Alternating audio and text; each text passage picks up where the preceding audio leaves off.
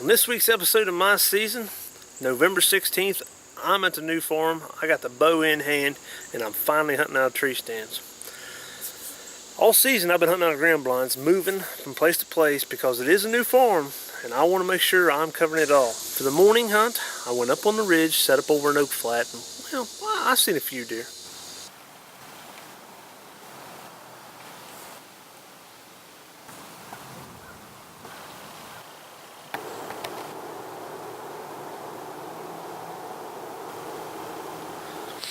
Deer's on the move.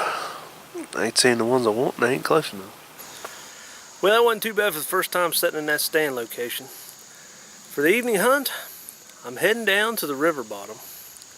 And once again, I'm hunting a stand that I've never hunted out of. I hung this stand back in October, just for this time of the year when the old boys are in love and they're out chasing does. Now, throughout this whole season, you guys have heard me talk about this one particular 8-pointer that has been aggravating me to death. First time I seen him, I let him walk right on by. Didn't think he was mature enough. Second time by, I got a better look at him, but we was in low camera light. Just didn't shoot him. The third time is when he went up to the hit list. When he was standing right out in front of my blind, 20 yards on the day that I did not have a weapon, and me and my brother went down to hang up the feeder. That is the moment when I lost it. Fourth time was the day I shot Flopsy. He come in, got about 50 yards from me, and he turned around and walked away. Here's the story of how Hightower hit the ground. About 4:30, guys.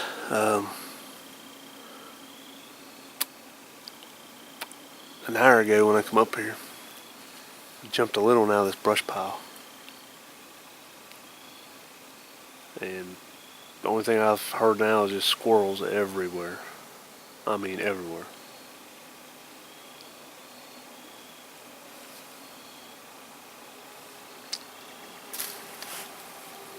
It's starting to cool down a little bit.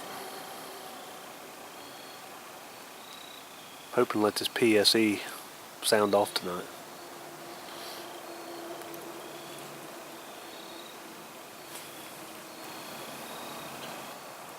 They've definitely went through a transformation. Definitely. This field was the hot ticket. I was gonna say all of October. And now it don't seem like any deer wants to come in here. They're just using it as a travel, check scrapes, back and forth. So I got a buck last night in the field back here. He just come out, went straight down the field and straight on there. But hey, got about another hour left. Hopefully something will work from the other field over. Buck will run a doe, whatever. Hopefully they run around this clearing right here. Give me a good 20-yard shot.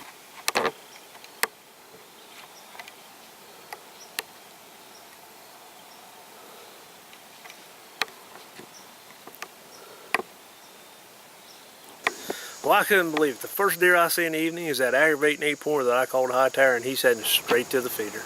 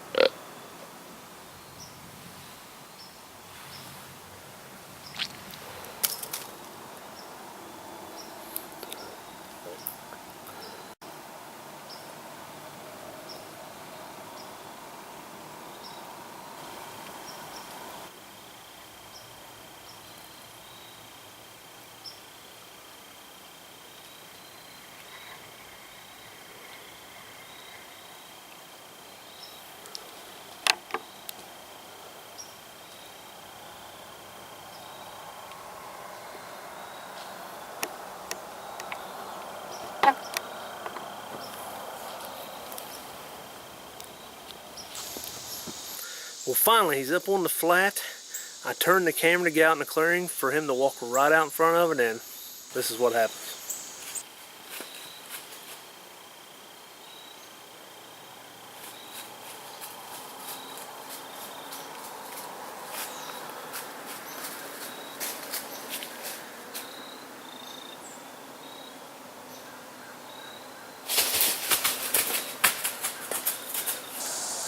Well, as you could just hear, the buck came straight up underneath my tree, looked up at me, and saw me.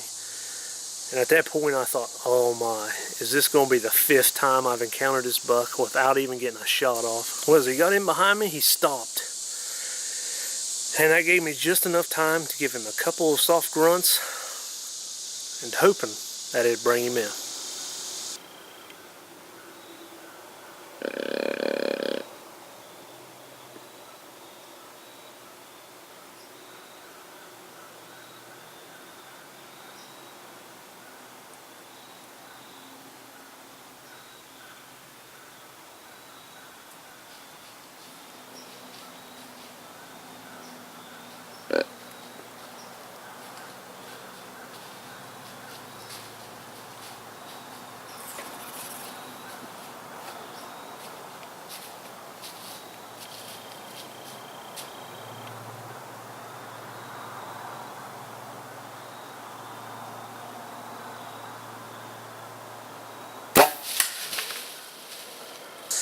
Man, you talk about a static. I was freaking jacked. I pulled off the most luckiest shot I can possibly think of. That arrow clipped a freaking limb and stuck him right in the neck, and I was feeling blessed. Man, looks like to me I clipped him right here in the neck. I hit this little old limb right in front of me here. Must have shot up and caught him right there and went right through broke his neck. He was right underneath the tree. That's why I couldn't move the camera. And then he smelled me or done something. He looked up at me. He trotted back through there. He went over there. He made a scrape. I could not move. It's too wide open. Whew. Big Dad's on the board, baby. That's the buck I wanted. He ain't the biggest buck on this farm, but 4 times. 4 times.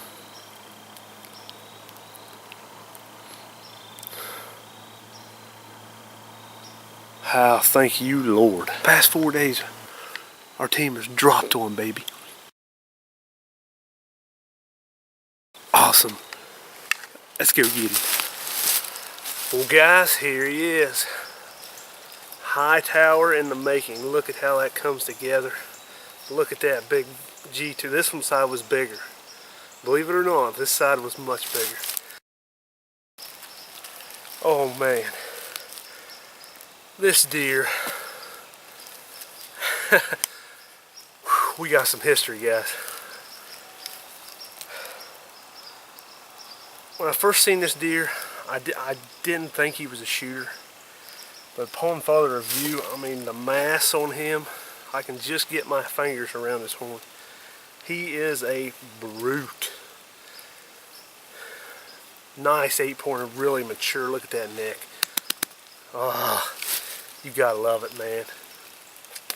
You got to love it. Oh man.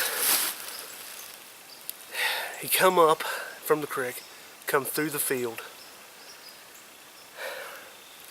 He got over underneath the feeder. I grunned him. The feeder's like 100 yards away. I grunned him up.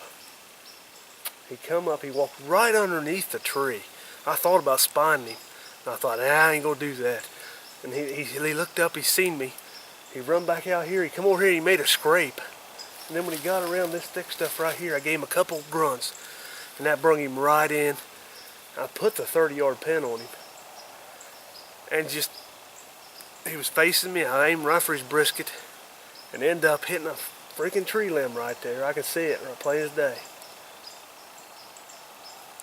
And it shot up and hit him. Oh man, I feel blessed. But I tell you what, guys, I'm one happy hunter. Like I say, he's not the biggest buck on this property, but he is definitely the most aggravatingest. Well, after all those talks about the old Hightower in the blind, I could not believe he was finally at my feet. I was tickled to death to get that aggravating buck out of the way. Well, next week's episode, we're going to jump a few days into the West Virginia rifle season. Well, once again, I'm at the new farm, and a nice mature doe comes out, and hey, I had to take a crack at her and put her on the ground. You guys stay tuned for that.